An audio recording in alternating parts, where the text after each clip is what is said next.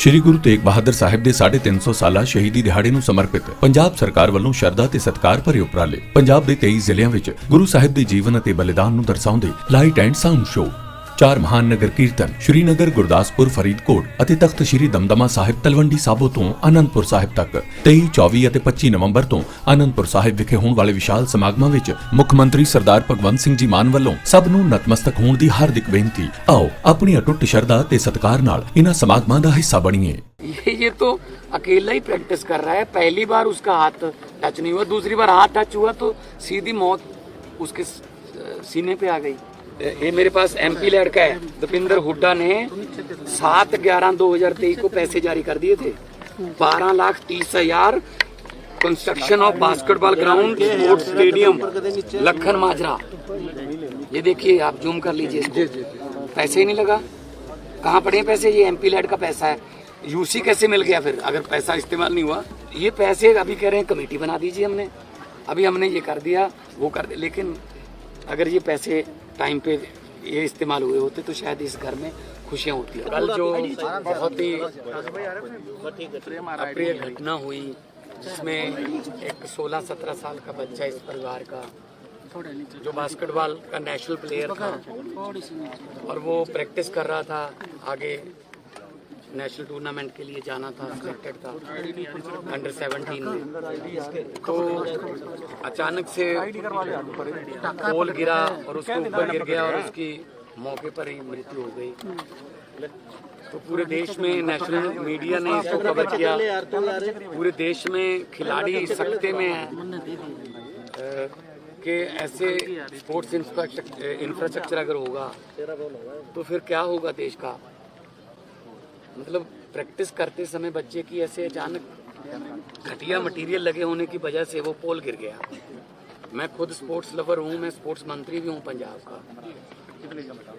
NBA देखते हैं, हम फॉलो करते हैं, जो सबसे बड़ा बास्केटबॉल का प्रीमियर लीग है, जैसे हमारे IPL अमेरिका में NBA, जिसमें 1.5 क्विंटल के प्लेयर हैं। शकील ओनील, लेब्रॉन जेम्स, बड़े बड़े प्लेयर हैं।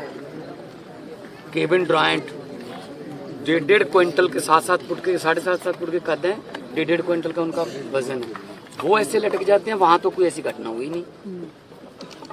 कैमरा पीछे कर ले भाई तुम अपना। अगर हमारे बच्चे, आम घरों के बच्चे ग्राउंड में जाते हैं तो ग्राउंड से उनकी लाश वापस आएगी क्या? इसके लिए जिम्मेदार कौन भेजेगा फिर अपने बच्चों को ग्राउंड में? वैसे तो बहुत एडवर्टाइजमेंट करते हैं बच्चों को खेल की तरफ, युवाओं को खेल की तरफ प्रेरित करो। क्या ऐसी घटनाएं प्रेरित करेंगी? इस गांव के मेरे पास लिस्ट है, इस गांव से 47 से ज्यादा प्लेयर हैं, जिसमें से इंटरनेशनल प्लेयर हैं। कोई 8 टाइम, कोई 5 टाइम्स, 2 टाइम्स इंटरनेशनल पार्टिसिपेशन है, नेशनल पार्टिसिपेशन है बास्केटबॉल जैसी गेम के लिए। तो एक गांव में कई बार किसी इलाके में किसी न किसी स्पोर्ट्स का कल्चर डेवलप हो जाता है। यहाँ बास्केटबॉल का हो गया, कहीं किसी इलाके में कुश्ती का है, किसी इलाके में बॉक्सिंग का है, किसी इलाके में हॉकी का है, ऐसी पंजाब में है।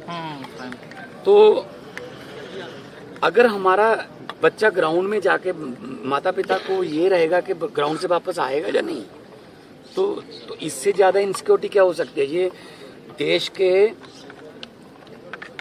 जो खेल मंत्री हैं, नेशनल स्पोर्ट्स मिनिस्टर, उनको इस बात का संज्ञान लेना चाहिए। पूरे देश में ऐसे ग्राउंड जो अनसेफ हैं या इंफ्रास्ट्रक्चर जो अनसेफ है, उसकी जांच होनी चाहिए। अभी हमें कॉमनवेल्थ गेम्स मिल गई 2030 में, तो पिछली जो कॉमनवेल्थ गेम्स हुई थी उसमें क्या किरकिरी हुई थी?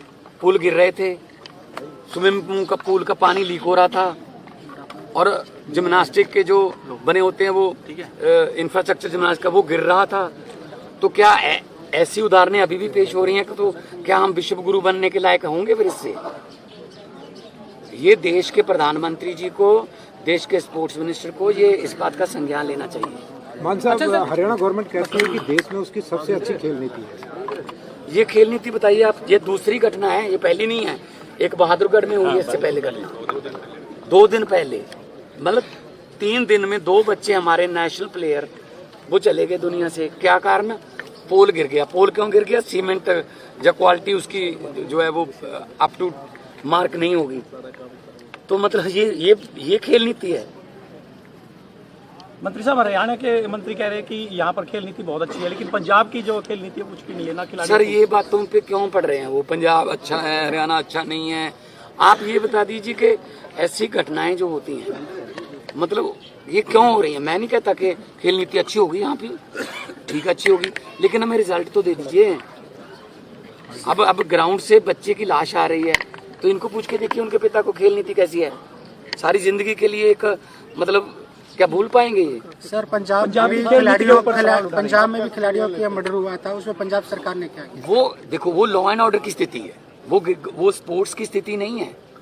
देखो चोट और खिलाड़ी इकट्ठे चलते हैं। कबड्डी में चोट लग जाती है। कहीं हमारे प्लेयर थे रमन लांबा और ऑस्ट्रेलिया के क्रिकेटर थे फिलिप, बाउंसर सर में लग गया, मृत्यु हो गई। जब ग्राउंड में देखते हैं कोई हार्ट अटैक आ गया, वो ऐसा चलो once in a blue moon हो जाता। लेकिन ये तो अकेला ही प्रैक्टिस कर रहा है। पहली बार उसका हाथ टच नहीं हुआ, दूसरी बार हाथ टच हुआ तो सीधी मौत उसके सीने पे आ गई। अच्छा, पंजाब इस पे मैं कोई राजनीति नहीं कर रहा हूँ। आपकी क्या इस पे डिमांड? ध्यान देना चाहिए। आपकी क्या डिमांड है? पहली बात तो ये कि सारे देश के ग्राउंड का इंफ्रास्ट्रक्चर जो है, जो स्पोर्ट्स मिनिस्ट्री है, वो हमें भी लिखे, मैं भी स्पोर्ट्स मिनिस्टर हूँ, हमें लिखे कि आप हमारे अप टू मार्क जो ग्राउंड है उनका रिपोर्ट दीजिए। मैं भी अपने अफसरों को, हम तो चलो अपने आप करते रहते हैं। पूरे देश में से अभी दोबारा कोई ऐसी घटना ना हो। परिवार यही चाहता है, इनको 5 लाख दे दो, 10 लाख, बच्चा वापस आ जाएगा। अभी इनके बच्चे के जो साथ खेलते बच्चे, वो कहते ग्राउंड में जाने को दिल नहीं करता। कैसे जाएंगे बच्चे?